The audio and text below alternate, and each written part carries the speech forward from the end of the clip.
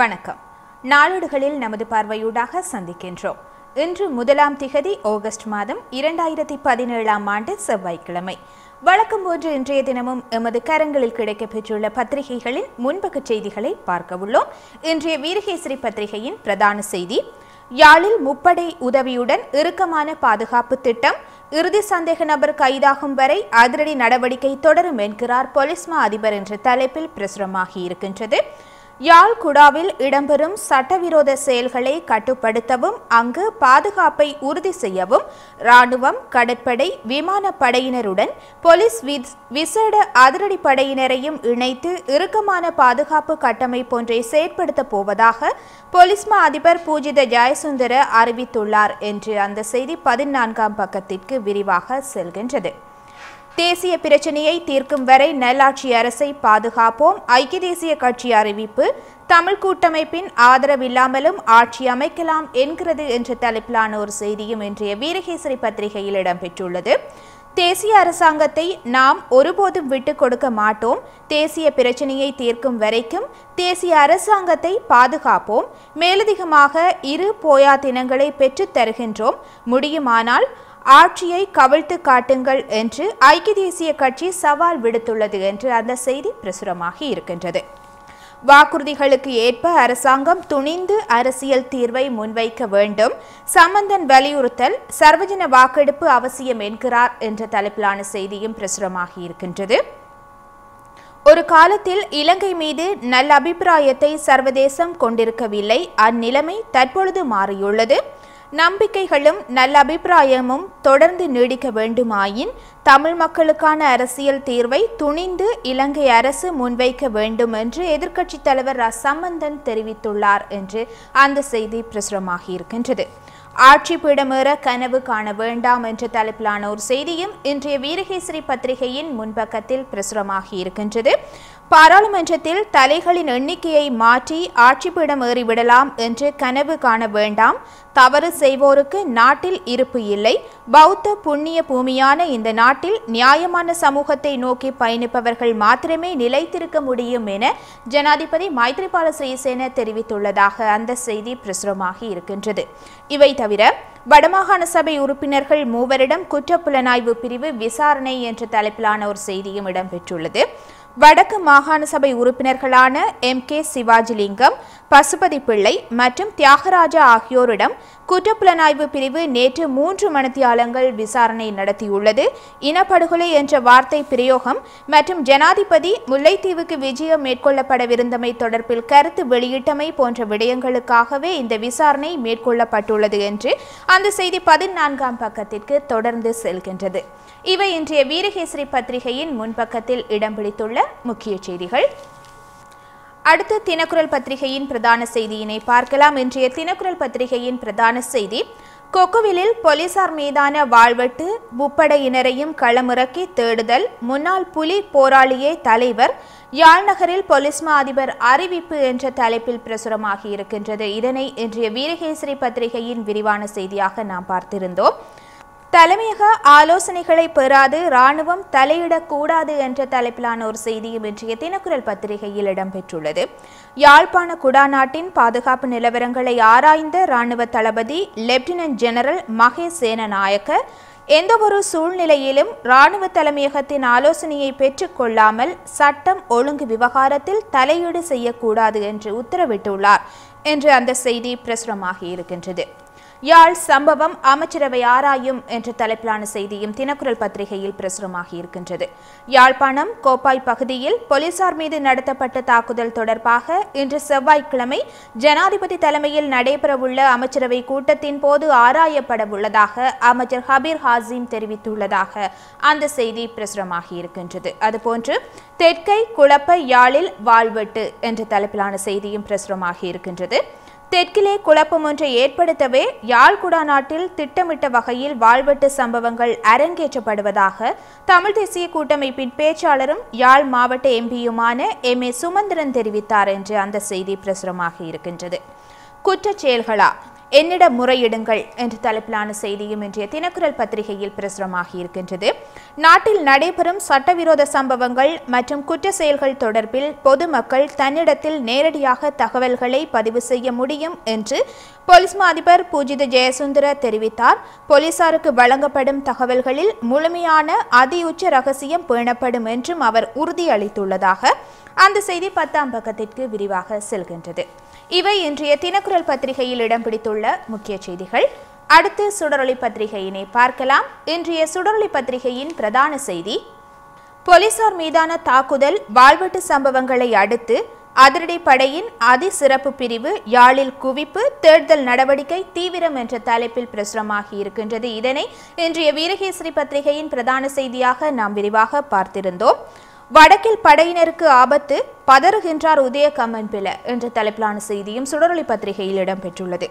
வடக்கில் உள்ள இராணுவத்தினர் போலீசாரினது உயிருக்கு அச்சுறுத்தல் ஏற்பட்டுள்ளது என்றும் இதை அரசு கண்டுகொள்ளவில்லை என்றும் மஹிந்த அணியின் நாடாளுமன்ற உறுப்பினர் உதய கம்மன்பில தெரிவித்துள்ளார் என்று அந்த செய்தி பிரசுரமாகி இருக்கின்றது. அமைச்சு பதவியை உடனடியாக ராஜினாமா செய்ய வேண்டும் ரவி, தயாஸ்ரீ பகிரங்க கோரிக்கை என்ற தலைப்பிலான செய்தியும் இடம்பெற்றுள்ளது. வெளிவிவகார அமைச்சர் ரவி கருணாநாயக்க உடனடியாக தனது அமைச்சு பதவியை ராஜினாமா செய்ய வேண்டும் என்று விளையாட்டுத்துறை அமைச்சர் தயாஸ்ரீ ஜெயசேகர பகிரங்க கோரிக்கை விடுத்துள்ளார் என்று அந்த செய்தி இடம்பெற்றுள்ளது. ரவிக்கு எதிராக நம்பிக்கையில்லா பிரேரணை கொண்டுவரப்பட்டால் தோற்கடித்தே தீருவோம், ஐக்கிய தேசிய கட்சி திட்டவட்டம் என்ற தலைப்பிலான ஒரு செய்தியும் இன்றைய சுடரொளி பத்திரிகையில் பிரசுரமாகி இருக்கின்றது. அமைச்சர் ரவி கருணாநாயக்கவுக்கு எதிராக நம்பிக்கையில்லா பிரேரணை கொண்டுவரப்படுமாயின் அதனை ஐக்கிய தேசிய கட்சி தோற்கடிக்கும் என்று அமைச்சரும் அக்கட்சியின் பொதுச் செயலாளருமான ஹபீர் ஹாசிம் தெரிவித்தார் என்று அந்த செய்தி பிரசுரமாகி இருக்கின்றது. இவை இன்றைய சுடரொளி பத்திரிகையில் இடம்பெற்றுள்ள முக்கிய செய்திகள். அடுத்து இன்றைய தினம் எமது கரங்களில் கிடைக்கப்பெற்றுள்ள சிங்கள நாளேடான லங்காதீபவின் பிரதான செய்தியினை பார்க்கலாம்.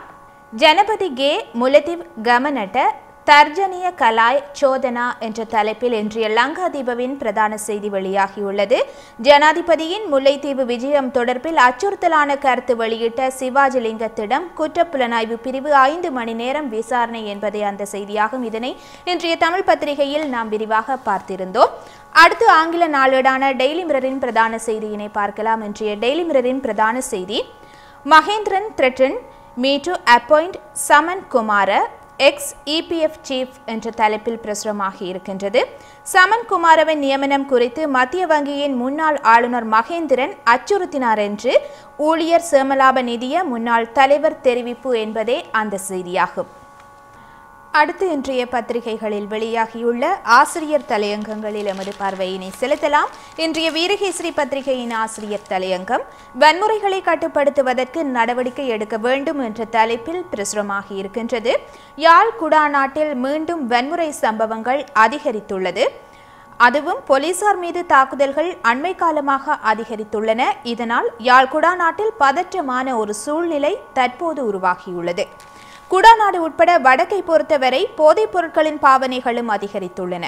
இவ்வாறு போதைப் பொருட்களை பயன்படுத்தும் இளைஞர்கள் வன்முறைகளில் இறங்குவதாகவும் தெரிய வருகின்றது. எனவே போதைப்பொருள் பாவனையையும் தடுப்பதற்கு உரிய நடவடிக்கைகள் மேற்கொள்ளப்பட வேண்டும். குடாநாடு உட்பட வடக்கில் இளம் சமுதாயம் சீர்கெடுவதை ஒருபோதும் அனுமதிக்க முடியாது.